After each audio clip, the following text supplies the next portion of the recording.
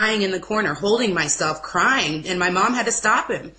There was a time I was 14. I was asleep in bed, asleep.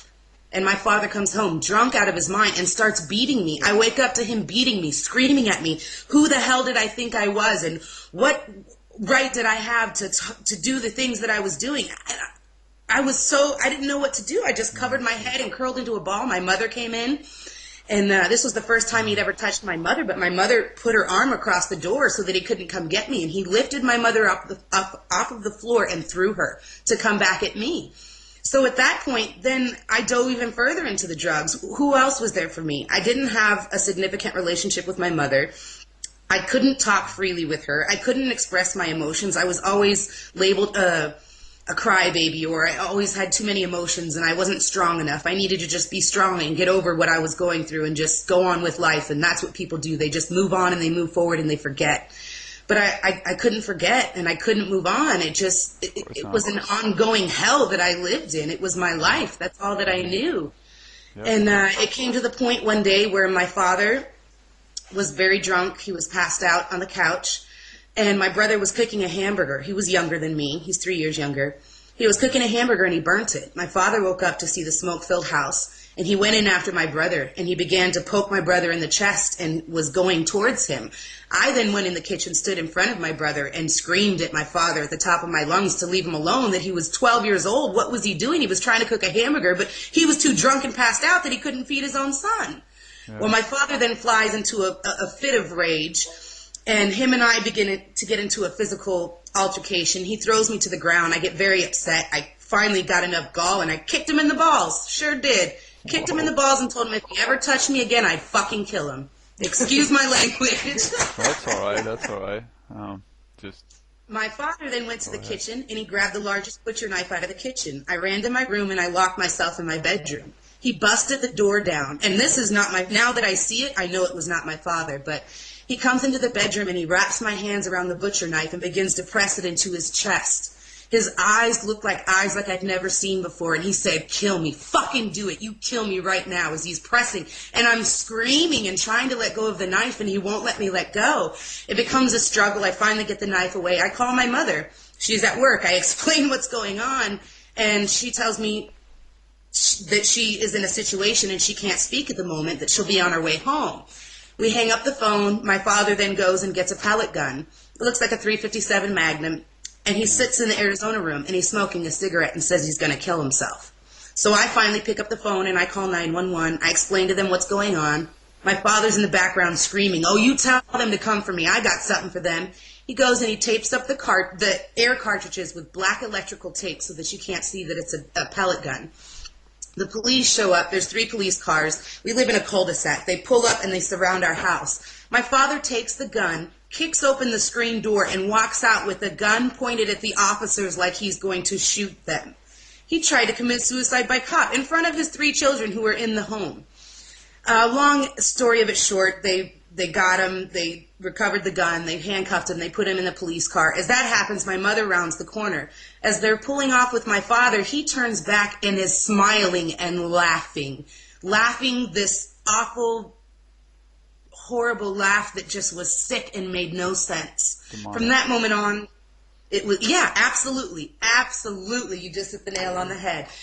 But to a little girl who doesn't know necessarily what demons are or what they can do, or, the spirituality of this world and what's the spiritual war that's truly going on, I just see this as my family. And if these people love me and there is a God, why is this happening? Yeah, why, if God is so loving, to see what happen? Yeah, I know. I ask myself the same questions. It's a very logical kind of thing to do. Yes, absolutely. And after that, my father went into a drug rehab and was being rehabilitated and started to get on the right path. I dove into drugs, extremely even worse. I became extremely addicted to crack and cocaine. It became my life. I knew nothing else. I had moved out. I hadn't moved out yet. I was still living at home. I'm sorry. My mother had come across poetry and stuff that I had written, and it was very dark and ugly. She got scared and sent me to a psychiatrist, who then put me on antidepressants. And they zoned me out. I couldn't think. I couldn't focus. I couldn't do anything. And then shortly thereafter, I entered a drug rehab. And during that time, my father and I then became very close. He apologized for everything that had been done. And him and I began to walk a walk together of trying to be sober and live the 12 steps and try and get our lives back on track. And he was just my best friend again. It was everything I had prayed to God for. It was everything that I'd ever wanted. It was just my dad back. I'm sorry if I start crying. That's all right. Shortly thereafter, I was about 15, and my father came. I used to work at Taco Bell, and my father came in to see me, and he came to say goodbye. And I didn't realize at the time he was saying goodbye. And he came in there, and he grabbed me, and he held me, and he said, "I love you." And I'm like, "I love you." And I tried to just tap him and tell him, "I love you. I got to get back to work." And he wouldn't let me go. And he whispered in my ear, "No matter what, I just want you to know how much I love you." I said, "Okay, I love you too, Dad." And I never saw him again. Thanksgiving morning, my father committed suicide. Sorry, that's okay.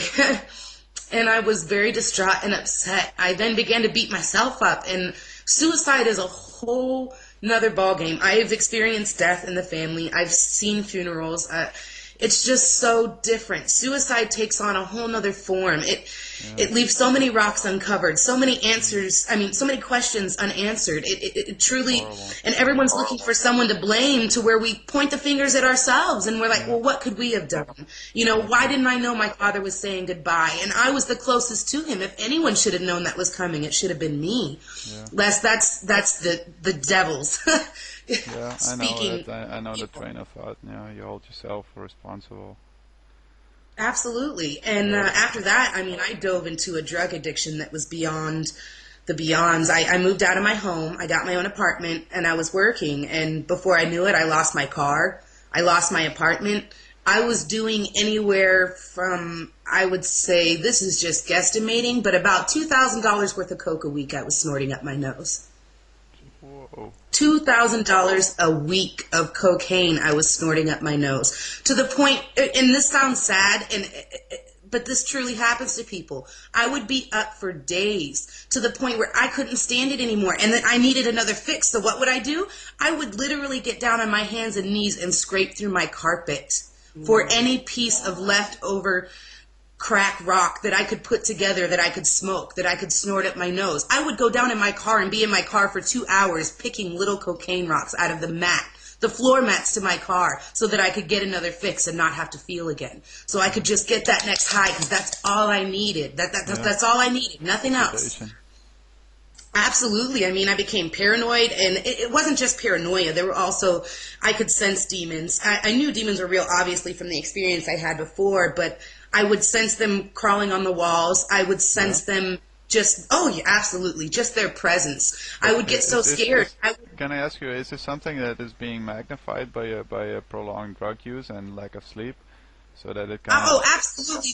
The drug use does magnify other things, and it does cause paranoia and things of that nature. But with the drugs comes the demons. With the drugs comes the paranoia. All of those things all fall back on evil and demons. Those are all, the devil works through many things, and drugs is one of them. It's a huge thing. And people think that they want to blame the drugs for opening up this paranoia and all these other things, but it's what comes with those drugs. Right, because it's like a doorway. Yes, absolutely. It's a doorway to your soul. It's a doorway to your very being. I was sitting there opening myself up to more demonic possession, to more demonic acts in my life. I realize it now, but at the time I didn't. I was just trying to run away from it. And little did I know, I was putting a welcome mat out and saying, "Hey, come on down, here's the party." Putting up balloons on the mailbox so they know which house to come to.